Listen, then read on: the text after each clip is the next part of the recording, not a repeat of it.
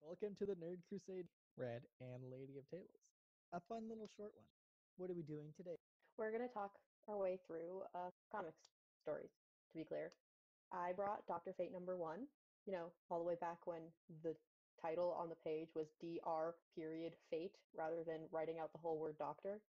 So this particular issue is a part of a 4-issue set, which just opens up the character's world kind of thing for Dr. Fate and establishes, who he is, what his general power set is, kind of thing.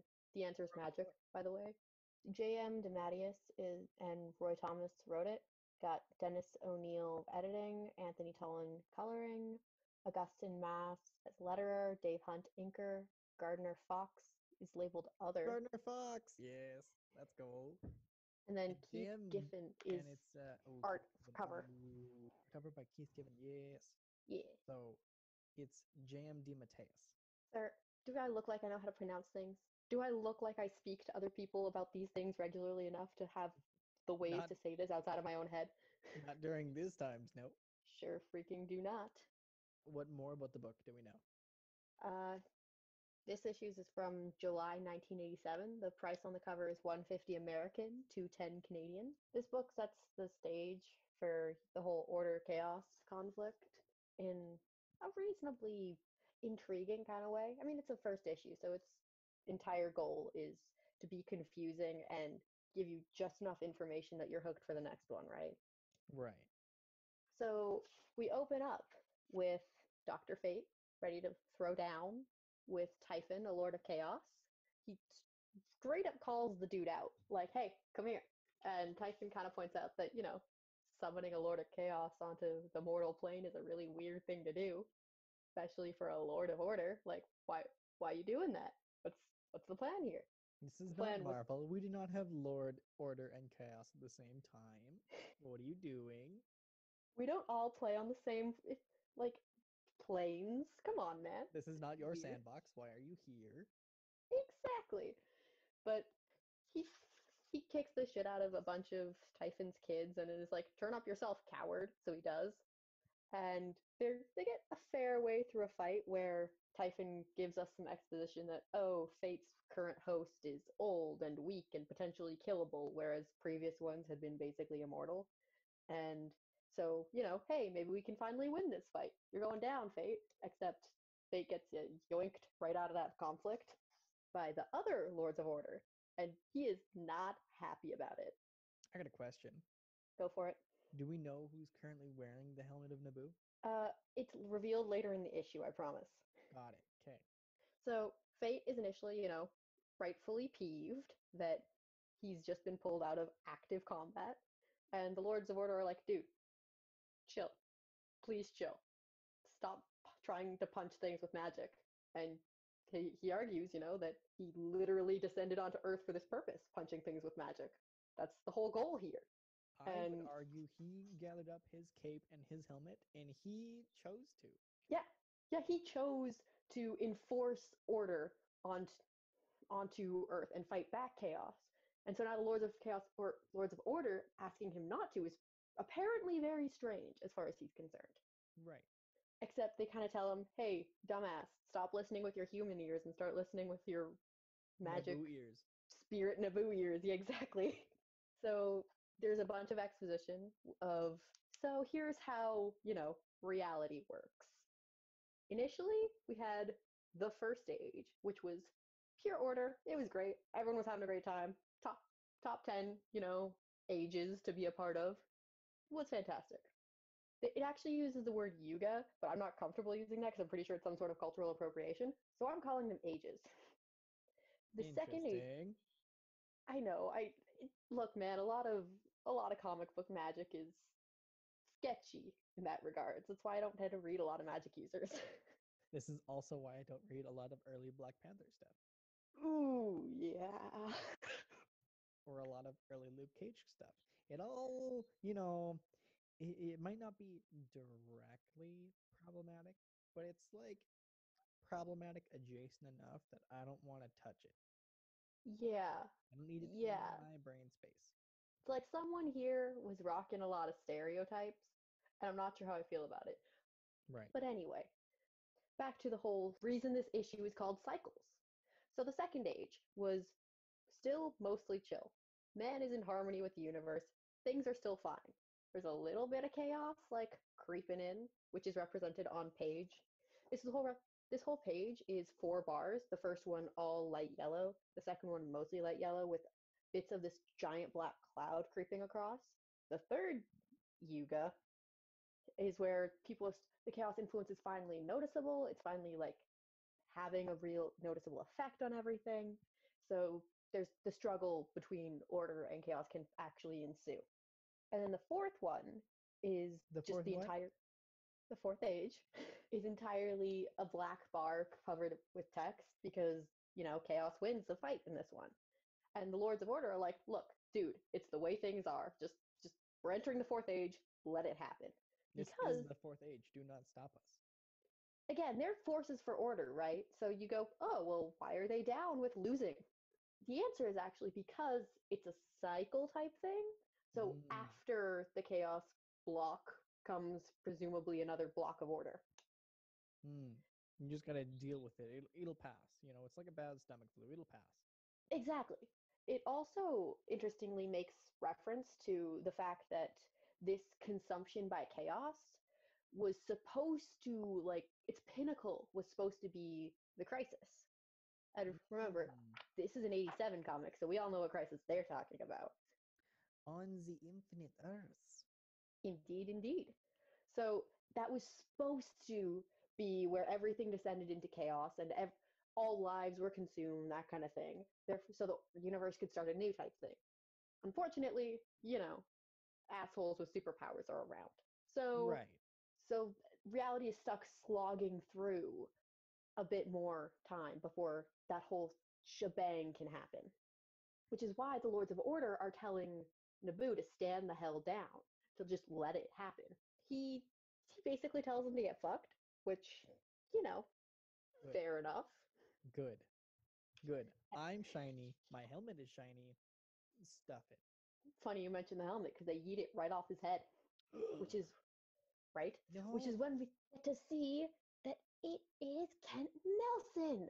Kent Nelson's the helmet this time. Let's go. He's old and sad and has cerebral palsy, as noted by one specific line of his palsied hands. Palsied hands. And the Lords of Order are basically like, so, Nelson, how do you feel about all this? And he's like, um, Powerless. he actually makes some really interesting contradictions here. When the Lords of Orders ask Fate, do you have a choice in the, can you really actually reject what we're saying here? Do you have a choice to reject this cycle? And Nelson answers that there's always a choice. At which point, the Lords of Chaos or Lords of Order, I keep mixing them up, talk directly to him. And they go, dude, you have been doing this for 40 years. Generally speaking, Fate's hosts last longer because, there's less nonsense going on. How do Right. you feel about the fact he's robbed you of your life? And Nelson's answer is that to be Nabu's host body was his fate. And I just find that contradiction there fascinating, that there's always a choice to fight to do the right thing. And at the same time, he never really had a choice but to do this. Nelson, I got questions for your internal processes here. Me too. Like, I think he's probably trying to pull, like, to the way to synthesize it would be that it was his choice to make this sacrifice because the alternative is unthinkable. Right. But that's Because if not anybody's gonna stand in their way, it might as well be him. exactly. If someone has to host Naboo and whoever does it is going to suffer, then why shouldn't it be him? Right. But it's definitely not put that way on the page, which is very interesting. It's also a little bit narcissistic. Yeah. Because, like, oh, if somebody's gonna do it, It's well, gonna I be mean, me. it should be me. Why can't it be me? Right, right. Because I guess on some way of thinking about it, this is sort of an honor, being True. given power to do things and make a Yeah, true. genuinely Like, significant impact.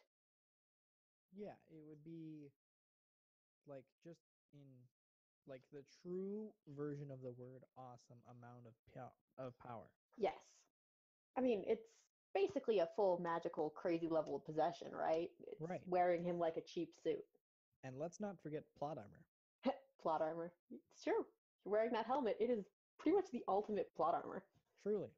We end that whole discussion with the Lords of Order, with them just kind of like taking a parting shot at Nelson, like, so what? You've accepted your death, old man?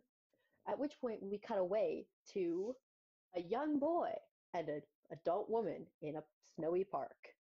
Now, I'll admit, I wasn't fully like up on who's who in terms of Dr. Fate lore, so I did, looked into names and stuff to make sure I had at least a better grasp of who the hell these people were. And this poor boy, After some cursory googling, I mean, it's a deep wiki dive. truly. His Uh, wiki just can't be that long. I mean, what, 8 people have held the helmet? I went straight to one character though and just hopped along and covered everyone relevant in the issue. So we're cool. We're cool. And so what did you find out about this boy and his mom? Well, she's a stepmom, firstly, which is important because later they're going to possess a married couple. Oh, Not like anytime soon, but that's where they end up possessing a married couple and raising their kid. interesting. Yeah, so that puts this book into a little bit of a different light because the way these characters get introduced, right? The boy calls her Linda, she calls him Eric. So even though she's his stepmom, which is, revealed in the following page, they're Mm-hmm. not close enough or they don't think of each other that way, really. But Right. she is apparently obsessed with him, which is fun. Mm, okay. I agree. uh, this kid is very much. He believes none of the other kids are going to like him, which is why he doesn't want to go play with them, which is what Linda's trying to get him to do. I already don't And like him. that's fair. And Linda's like, well, of course they'll like you. I like you, don't I? And his argument is, you're special. And we have to like each other, which is a weird thing for a True. kid to say. True. Yeah. But like also it's very not only is it Yikes. weird, but it's like high intelligent enough to be like, excuse you. Excuse you. Yeah. No. Um, so I guess just there is an in between step before they end up possessing a married couple, just so we're clear. They but I don't want to spoilers for this issue, so I'll explain the deets on that in a minute. Linda goes through this whole 2-page monologue about exposition, basically. It's, oh, she's his stepmom. She married his father for money. His father is an abusive asshole who died of cancer because sometimes it's a guy who's got to getting fridge disease instead of the ladies. Whoa. Yeah, okay. Yeah. It's a pretty dramatic monologue, certainly. And then she gets to the end of her monologue and it's like, I'm not thinking about this anymore. I have a migraine. She looks up and Eric is gone. So good job on that obsession, Linda. Oh, Super attentive step Eric got parent. zooped. You want to know? You want to take a guess at who he got zooped by? Lord of Chaos. You would think, but no, it was Nelson. Who? Kent Nelson. Oh, I couldn't actually be more wrong if I guessed that. You literally went the exact opposite direction. I But was like, there's no way like this dude in the shiny helmet can like decided to just grab a child and be like, hey, look, here's a child. you're right. He didn't just grab a child, but it wasn't like all Doctor faded up. Like, no, he's got no helmet on. He's just wearing a weird coat. It definitely looks like a Flasher's coat, which is a little bit unfortunate, but that's how it is sometimes. Unfortunate. Yeah. And Eric's like walking along with him, like, hey, shouldn't we tell Linda what's going on? And Nelson's like, nah, there'll be time for that after we get to Salem. And Eric's like, yeah, okay, fair enough. Salem. And off they Wait, no, wait. Hang on. Salem, like Salem witch trials. apparently, yes. Okay. I don't know much about Dr. Fate. I know he's got a cool helmet, and I know that Ben 10 kind of ripped him off, Oh my god. and Yeah, that's about all I've got. that's fair. He's Like also got to a sick make a castle. decision. Oh yeah, he's got the traveling castle that in Justice League Dark, the movie, Yes. Constantine is kind of, hoboing about. But no, Dr. Fate doesn't exactly have to like exactly come to a consensus per se. Mhm. Like generally speaking, he dominates the personality of whoever he's possessing, which Right. Like means that that person doesn't cease to exist. Like the person still, is the flesh meat yeah, of there's still the suit. Doctor Fate. It exactly, but Nabu is definitely the one at the steering wheel. Right. And they are not only not in the passenger seat, they're in the back trunk. Good way to talk about it, yeah. Uh, yeah, they can't even see what's going on, presumably. Because a lot of the time when someone loses the helmet, right, they're very confused and disoriented, and they're like, who are you? What's happening? Because Where am I and where have I been for the last 40 years? exactly. We cut again to Arkham Asylum, I love that place. right? It is the most fun joint in town. Right. And let Just me guess. Let me guess. He meets a certain doctor named Dr. Harleen. unfortunately, no. Yeah, that's not for another 10ish years. she she hasn't even made her full debut in the animated series yet, has she? No. No. No. The animated series isn't even on for another at least 6 or 7. Oof. So as they're in Arkham, what are we doing in Arkham now? We're talking to a Dr. Stoner. Yeah, Dr. Stoner. That was my first thought too. Kevin Smith, is he in this book? Kevin Not that I Smith is in know this book? of. He's in this book. That's who Kevin Stoner is now. That's who Dr. Stoner is now. It's just Kevin Smith. Dr. Stoner is actually Benjamin Stoner is his name, and he later becomes Anti-Fate, Sure. but, but which Sure. I didn't know was a person either until I looked and read stuff about him. So you know, mm. I'm gonna But guess that's like the Lord of Chaos version of Dr. Fate. pretty much he's just a bloke who gets super corrupted by Lords of Chaos. He Nice. eventually, if I pull up his DC wiki actually, because I had that open and it was very funny. The last sentence of it is after an encounter with Dr. Fate, Stoner was freed from the influence of the Lords of Order and Chaos and became a person. When do I get to become a person? I don't know, man. Just But sign me up. Like, where's the fill out sheet? Where's the online form? Where do I put in my social insurance number? Like, like, just become a person? We're talking to Dr. Stoner. And do you want to guess who's talking to Dr. Stoner of the incredibly limited cast we have so far? Dr. Fate's old host. Double wrong. You are not going in the right directions here, bud. It's Dude, Typhon, the Lord of Chaos. awful. I'm 0 for 2. I'll get it. I'll get it one of these days. One There's of these not days. many introductions left in this book, but like we'll get there. So there's a whole conversation between Typhon and Stoner, and it's just sort of like, oh man, I bet this Dr. Fate's running scared. And when people get scared, they get desperate, and when they get desperate, they do stupid things, which is where chaos lives. Okay. Yeah, it's just there's a lot of words dedicated to basically that message. And then someone comes in. I don't know what she does. She's wearing a lab coat and she is addressed by Sheila, but Good enough. That's Sheila. Let's go. and That can just be Sheila. It's fine. Not every character needs a full backstory and a full here's how they were born and here's how they, like I mean, everything. you're right, you're right. She comes in, she's like, "Hey, you've got a section with Professor Ivo." And Oh, he's I know really him. oh, because I don't. Tell me more. Isn't that the person that does Red Tornado stuff? Oh, oh, Sniffy Snap. Oh, Sniffy Snapdragons. I think you're Do right. continue your story though. Yours is much more interesting than I mean, yeah. We get a brief panel of the Joker just laughing like an idiot. the Seriously, I don't know Joker why that's shows there. up in a Doctor Fate comic. Yes, it's Got just it.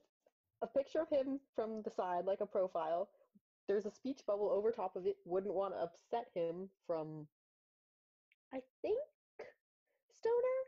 And then just ha ha ha ha ha ha ha ha ha ha ha ha. You know that. Oh yeah, Mandark. Yeah. Got it. Yeah.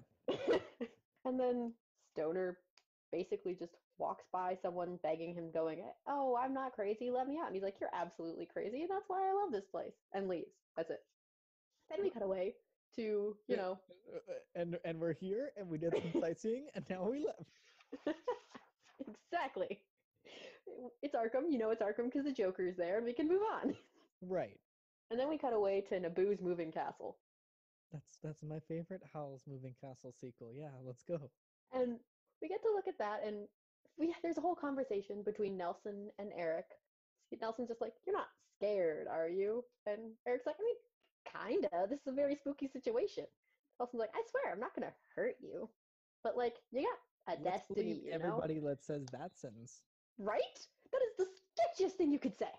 Right. It's like, I don't have free candy in my van. Especially as this progresses, because oof, that's some That's a imagery. spicy meatball. Yeah, we're gonna need a lot of pasta to balance that shit out. Great. We get some exposition where apparently Eric used to like look in the mirror and see things from the past, from the future, a lot of the time involving Nelson. So Mm-hmm. that's how he kind of knew that this sort of thing was going to happen to him someday. And poor little Eric says he misses Linda. And then we get Nabu talking again, who insists that Linda is unimportant. Now, I So want to ask you where he's talking. Where do you think he's talking from? that was going to be my question. If Nabu is not on Nelson, who is talking? Well, you see, the How does helmet how is does not present. Nabu haveth the vocalness to communicate? The answer's not great. Do you want to take a shot? Magic. I mean, technically, No, yes. wait. Actually, I've got a better one. The helmet was on him for so long. It left an imprint of Nabu inside of his brain, and now he just opens his mouth and just goes, and then Nabu Wow. speaks. See, that would be infinitely better than where Nabu is actually talking from. Because for some godforsaken reason, there is a giant mouth on Kent Nelson's stomach, and that's where he's talking from. I hate it. I hate that I too! hate it. You have to look at it. I can picture it. I can tell you who that looks like. That looks like from the dude from the Ninja Turtles. The pecs look kind of like eyes. No, And he's one of the few no. comic men to get nipples and just to look more like eyes, I guess. I don't like it. Listeners, we will show this image because no, no, no good deed goes unpunished in these neck of the woods. It's bad. I don't like it. I really wish they'd gone with like Nelson is now just can open his Imprinted. mouth and be a Yeah, that speaker. one. Yeah, that That one. would be way better Just than he's a Bluetooth speaker. That's basically it. instead we've just got this horrifying image. I'm gonna send it to you because I'm looking at it and Absolutely. At this point in time, on like for the last little bit here, it's been on screen for the listeners, but I yeah, haven't seen it yet, and I'm a little afeared. it is sending. That's the page. What in the Sam Hell that is worse than I thought? I know it's not great. Why are his nipples eyes? I don't know. Why does this Can the man's boots be chest out look of like the them? Grand Goddamn Canyon? I don't know. I don't know why he's vomiting fire. I don't know. Well, you see, Well, it's a perfectly logical explanation for why he's breathing fire. okay, there is a reason, but like, give me Right, yours Pepto first. Bismol hasn't been consumed yet. Awful, I hate that. How dare you? Let's get back to the story so I can turn the page and look away from this. Please, God. So they have a whole conversation about like dramatics, and Nelson's like, "Look, I'm old and low-key dying, so Naboo needs somewhere else to hang out." And Eric's like, "Well, okay, I guess." Tell me Eric lifts his shirt and they touch belly buttons and it gets transferred. No, the fire vomiting is what we're doing here. So he vomits fire. We get to look at the kid who looks like he's in the middle of an explosion. Right? The explosion turns green and he appears to turn into something made of fire. The explosion turns black and he's like a circly thing, spirally fire thing. Then we get smoke and the spiral of fire becomes somewhat person shaped. And then bam, Eric's now an adult. I see. And you know what? I'm looking at this following page and it's worse. Somehow it's worse. There's no way it's worse. Listen, It's like you just showed me somebody with a mouth on his chest, right where his stomach should, his intestine should be, yep. and his nipples, whether on purpose or not. Freaking God. This I poor don't. Do I need this? It's important for Is it? science. Oh, look, science. Because that's what science looks So, like. oh my God, I need that. If that's what science looks like, I need science. That is a 10-year-old! And not there, he's not. Oh, but just you wait. Because, Am I about to be sorely mistaken on what I just said? yes. So, Icky. yeah. So where we go is we then cut to mostly Linda stressing about the fact that her son's been like kidnapped from the Zalooped. park. Yeah. Yeah, kidnapped from the park in the worst way possible. Yeah. Yeah, he literally got grabbed by a creepy old man in a coat. Like that's what happened. Truly. But it's interlaced with some of Fate's monologue, which is just like, wow, it's a very old soul in a very young body. What a weird combination for like 4 boxes. Okay. Then Fate turns up, insists to Linda that Eric Strauss will be back, and then fucks off to go punch Typhon. Except, interestingly, Eric still has thought bubbles, and so does Nabu. And Eric's like, hey, why am I still capable of conscious thought? And we're like, look, I am both here doing this with you, and also I still need Nelson alive, so a little bit of me's over there, keeping him from just straight up kicking it. Mm. So I am still driving the car, but you are in the passenger seat, And you and do have the brake pedal. you do have the brake pedal. So like, just don't touch anything. Just Right. touch as few things as possible. Let me drive. Noted. So Yes, Typhon, boss. that's pretty much exactly what he's talking about too. It's remember your training. What training I don't understand. I can only assume there's been some kind of time skip here that I wasn't privy to, or unless mirror gazing counts as training, which This is what I'm comic saying. logic. Probably when he aged him up, he gave him all the, he just downloaded it. He just, He just fast tracked that. yeah. I mean, that's It possible. came in the deluxe package, right? You get the aged up, you get the abs, you get the helmet, you get the magic, you lose your ability to have consciousness, and did I miss anything? Oh yeah, and you get, the powers, physical powersness. It's a trade-off most people are gonna probably go roll with, I guess. Right.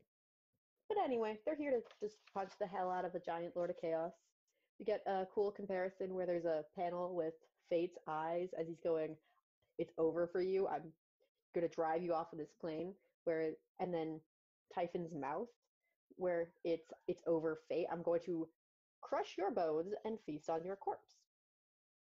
And the way they're positioned, you get eyes, mouth directly on top of each other. So really, you're just missing a fun nose. Good. Fun nose. So, right? We don't need monster nose though. Not here. Not in this No, we already have already monster defiled feet Christian house. and monster. Yeah. But the battle goes awry because there's some sort of psychic thing attacking them, and Eric's kind of going, "Something's trying to get at my mind. Hey, dude, Naboo, something's trying to get at my mind." And then Naboo fucks off. Huh? As in, Eric is now fighting Typhon by Powerless? himself. Not powerless yet. Hmm. But he's, you know, still a 10-year-old in an adult body with magic he doesn't know how to work. I'm So kind he's of guessing this is like a big situation where he just got like, he got the years on his body physically, but they just, didn't go into his brain. I mean, I think you're right, there's some sort of downloady thing because I've got to remember the spells. Move the energy up my spine, up the chakras, aim it outward. So he knows something about how Something. this is supposed to work. He just Truly can't make it something. work. Right. Yeah. Shout out to yet another, instance of weird appropriation. Mm. Thanks, magic side of comics. Then we cut back to Nelson and Naboo. And Nelson's kind of like, "You just abandoned that boy." And Fate's like, "It was for the best, and you know it." And Nelson's like, "Was it though?" And Fate points out that, you could have warned him. You could have told him not to do this. You were here and present and You involved. were here and present and functionally still a good host. Exactly. Like, it's not that you were failing and you couldn't, like, cast the hoodoo voodoo anymore. You I mean, choose to surrender your position. yeah, I am also choosing to keep you alive. these things may or may not be related. So we go back to Eric and Typhon. Typhon is yelling about murder, and Eric is panicking and thinking about Linda and desperately wanting whatever's trying to get into his mind out. He starts repeating his name and his identity over and over and over again. Then there's a whole page with almost no dialogue where my first assumption was we just watched this 10-year-old be eaten by a giant monster because he Mm-hmm. disappears behind the maw. We watch the magic of fate get ripped off of him, revealing the human being underneath. And The then he human just, being in the loincloth, yeah. yeah.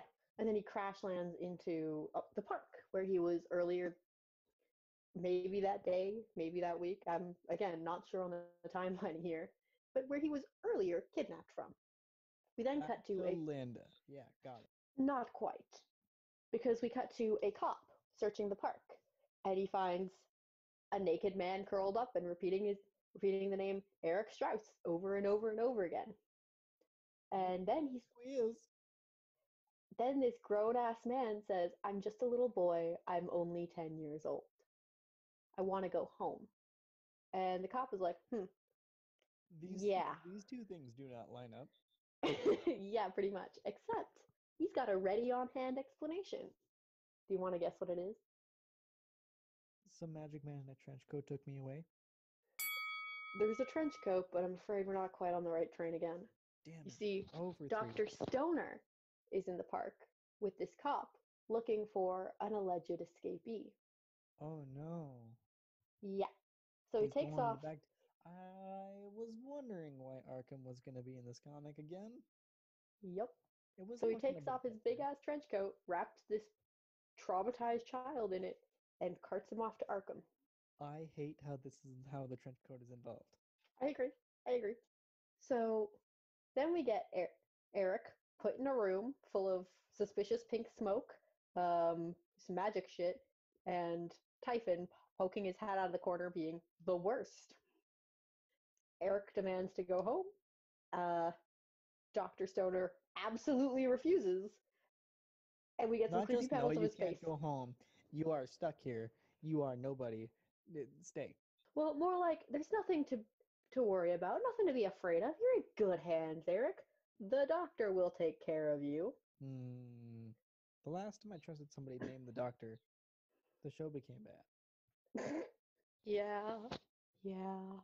We also get another panel of the Joker, who's just there, I guess, laughing while Makes Eric. another appearance for some reason, just to Yeah, reaffirm that we are in fact in Arkham. it just setting the tone, I think. Kind of like, wow, this is super distressing, and this poor kid is now in an incredibly, or is in a place full of incredibly dangerous people. Like, it still feels a little bit out of place, but at least now there's a reason, kind of, sort of, tonally speaking, where Sure. before it was very, very out of place. The last page is almost entirely black, and it's just got in the bottom portion of it a small panel of Nelson in front of a grave that we did see earlier with the name, I think Isaz on it? Inza, sorry. Inza. Yeah, which I assume is In the middle of probably. the park. You know what? That's possible. That's entirely possible. But some more Google foo tells us Inza was Nelson's wife, girlfriend, whatever. So Oh, he's hanging out at his being dead. a little homesick. Yeah, he's with his dead wife's grave and being upset about the fact that he just dicked over a 10-year-old, I guess. Yeah, he kind of did. Although that is the worst way to put it. Yep. Yep. And I regretted saying it as soon as I said it. And that's where this one ends. I could not imagine being a reader at this time and opening up this book. Remember, with Not only unknown characters, you don't know who these people are. you barely know who Dr. Fate is. And now it seems like we're getting a new protagonist for a new age, but still keeping the old one, Mm-hmm. which is not a foreign concept. No, no. What is Like the legacy foreign titles concept? exist, especially in DC. Right. Sometimes redundantly. Super Yeah. boys. Unfortunate one to go with, but you're right. It's my favorite one to go with because either they all exist or none of them exist, and I will fight people on this hill. Like when you got two people with the same superhero name, it's just gonna get confusing. Wally West. I also agree that at one point there was like three Flashes running around, and that was confusing too. This has been the Nerd Crusade. You can find us at Nerd Crusade on Instagram and the Crusade Nerd on Twitter. Thanks for joining us. Bye. Bye. Thanks for tuning in. If you like this issue, go ahead and button mash the thumbs up. If you want to swing by when we have a new video, web up the subscribe button on YouTube or anywhere you can to listen to our podcast. And to be updated to know when a new issue is out, hit the bell to be notified by